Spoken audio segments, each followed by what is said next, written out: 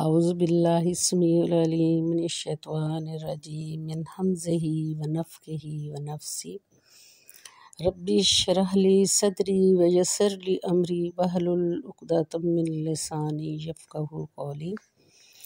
بسم اللہ الرحمن الرحیم۔ السلام علیکم ورحمۃ اللہ وبرکاتہ۔ میرا آج کا ٹاپک ہے دعا کے فضائل۔ میں آپ کو دعا کے فضائل، دعاؤں کی برکتوں کے بارے میں بتاؤں گی۔ دعا مانگنے سے پہلے آپ درود شریف ضرور پڑھیں۔ یہ سب سے پہلے آپ نے درود شریف پڑھنا ہے دعا سے پہلے۔ دعا جو ہے یہ ضرورت بشر ہے۔ دعا خالق اور مخلوق کے درمیان بہترین وسیلہ ہے۔ دعا جو ہے یہ نیزوں سے زیادہ اثر رکھتی ہے۔ دعاؤں ہی سے تقدیریں بدل جاتی ہیں، زنجیریں کٹ جاتی ہیں، مشکلات آسان ہو جاتی ہیں، تمام جو مسائل ہیں وہ حل ہو جاتے ہیں۔ اللہ تعالیٰ بہت سخی ہے۔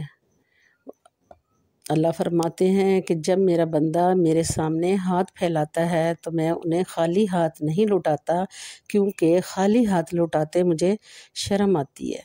دعا مانگنا بھی ایک عبادت ہے، اس لیے آپ دعا ضرور مانگا کریں۔ اللہ فرماتے ہیں میرے بندے میں ہی مشکل کشا ہوں، حاجت روا ہوں، تو میرے در پر آ تو صحیح، میں تو تیری شاہ رگ سے بھی زیادہ قریب ہوں۔ میں تو جو کالی رات میں کالے پتھر کے نیچے چونٹی ہے میں اسے جانتا ہوں، میں نہ صرف اس کو جانتا ہوں بلکہ اس کی ایک ایک حرکت سے بھی باخبر ہوں۔ سبحان اللہ، اللہ ہماری شاہ رگ سے بھی زیادہ قریب ہے۔ اللہ پاک کہتا ہے کہ تو مجھ سے مانگ تو صحیح، آدھی رات کا وقت ہو، دن ہو، رات ہو، صبح ہو، شام ہو، میں ہر وقت سنتا ہوں۔ تو ایک بار مجھے پکارے گا، میں 10 بار 100 بار لبیک کہوں گا۔ دعا کو ہمیشہ خشوع کے ساتھ اور عاجزی کے ساتھ مانگنی چاہیے، جس طرح ایک بچہ التجا کر کے رو رو کے اپنی ماں سے کوئی چیز مانگتا ہے، اسی طرح آپ دعا مانگیں۔